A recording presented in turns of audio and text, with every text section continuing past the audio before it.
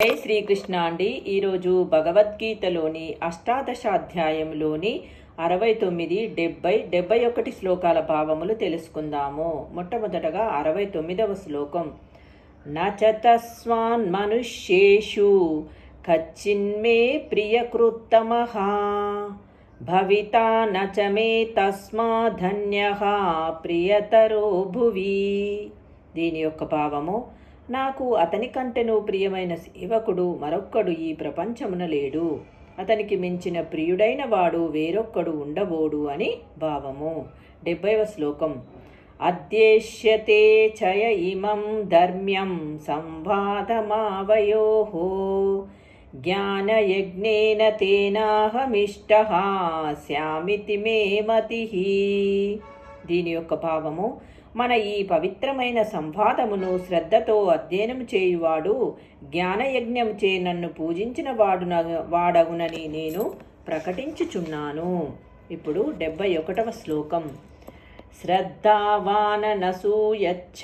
శృణుయాదపి యో నరః సోపి ముక్తః శుభాల్లోకాన్ పాప్నుయాత్ పుణ్యకర్మణాం.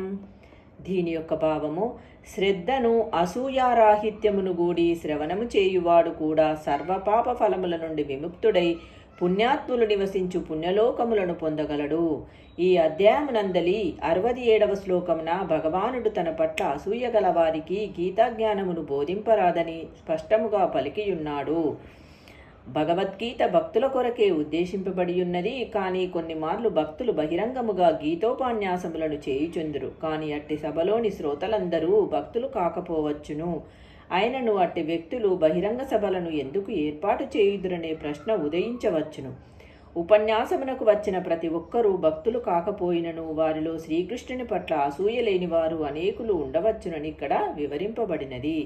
అట్టి వ్యక్తులు శ్రీకృష్ణుడు దేవాతి దేవుడనడి విశ్వాసమును కలిగియుందురు. వారు ప్రామాణికుడైన భక్తుని నుండి భగవానుని గూర్చి శ్రవణము చేసినచో వెంటనే సర్వపాప ఫలముల నుండి విముక్తులై పుణ్యాత్ములు నివసించు పవిత్రలోకములను పొందగలుగుదురు. కనుకనే శుద్ధ భక్తుడగుటకు యత్నింపని వాడు కూడా శ్రద్ధతో భగవద్గీతను శ్రవణం చేయుట ద్వారా సమస్త పుణ్యకర్మ ఫలితములను పొందగలడు.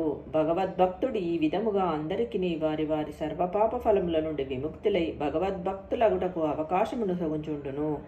సాధారణముగా పాపకర్మ ఫలముల నుండి విముక్తులైన వారు మరియు ధర్మాత్ములైన వారు కృష్ణ చైతన్యమును సులభముగా అంగీకరింతురు.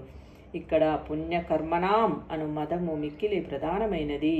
ఇది వైదిక గ్రంథములందు పేర్కొనబడిన అశ్వమేధ యజ్ఞం వంటి గొప్ప యజ్ఞముల ఆచరణను ఈ పదము సూచించుచున్నది. భక్తియుక్త సేవనొనర్చుటయందు ఆసక్తులైనప్పటికీ పవిత్రులు కానివారు ధ్రువ మహారాజు నివసించు ధ్రువలోకమును చేరగలరు.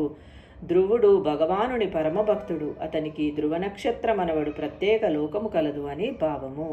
జై శ్రీకృష్ణ అండి. రేపటి వీడియోలో మరికొన్ని శ్లోకములతో మళ్ళీ కలుస్తాం.